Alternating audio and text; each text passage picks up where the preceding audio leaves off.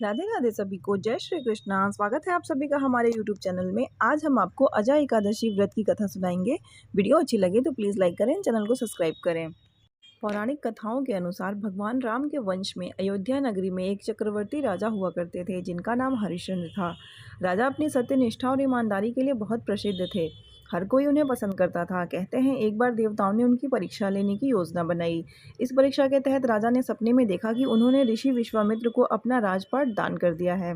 सपने के अगले दिन सुबह के समय विश्वामित्र सच में उनके द्वार पर आकर कहने लगे कि तुमने सपने में मुझे अपना राज्य दान कर दिया है। राजा ने भी सत्यनिष्ठ व्रत का पालन करते हुए अपना संपूर्ण राज्य समेत अपनी पत्नी, बेटा एवं खुद को भी बेच दिया।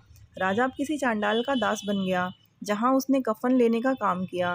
लेकिन सत्यनिष्ठ व्रत का पालन करने के कारण उसने इस आपत्ति में काम में भी सत्य का साथ नहीं छोड़ा। जब इसी काम को करते हुए उसे कई साल बीत गए तो उसे अपने इस नीच कर्म का बड़ा दुख हुआ। अब वह इससे मुक्ति के उपाय ढूंढने लगा। एक बार जब राजा हरिश्चंद्र इसी चिंता में बैठे थे तब गौतम ऋषि उनके पास पहुंचे। हरिश्चंद्र ने उन्हें प्रणाम करके अपना सारा दुख बताया।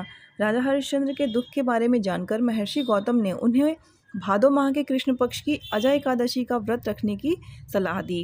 महर्षि गौतम के कहे अनुसार राजा हरिश्चंद्र ने विधि विधान से अजय एकादशी का व्रत किया। इस व्रत के प्रभाव से राजा के सारे कष्ट दूर हो गए। कहते हैं उस समय स्वर्ग में नगाड़े बजने लगे और पुष्पों की बारिश होने लगी।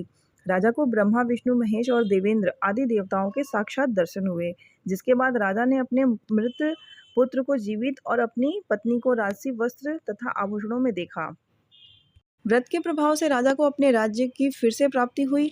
वास्तव में एक ऋषि ने राजा की परीक्षा लेने के लिए उसे ये कष्ट दिए थे, परंतु अजय एकादशी व्रत के प्रभाव से ऋषि द्वारा रची गई सारी माया का नाश हो गया और अंत में हरिश्चंद्र को उनके परिवार सहित स्वर्ग लोक की प्राप्ति हुई। अतः यह सब अजय एकादशी के व्रत के कारण ही संभव हुआ। इसलिए कहते हैं कि मनुष्य इस उपवास को विधि विधान करता है और रात्रि जागरण करता है, उसे उसके सभी पापों से मुक्ति मिल जाती है। ही अंत में स्वर्ग की भी प्राप्ति होती है। इतना ही नहीं, इस एकादशी व्रत की कथा को सुनने मात्र से ही अश्वमेध यज्ञ के फल की प्राप्ति हो जाती है।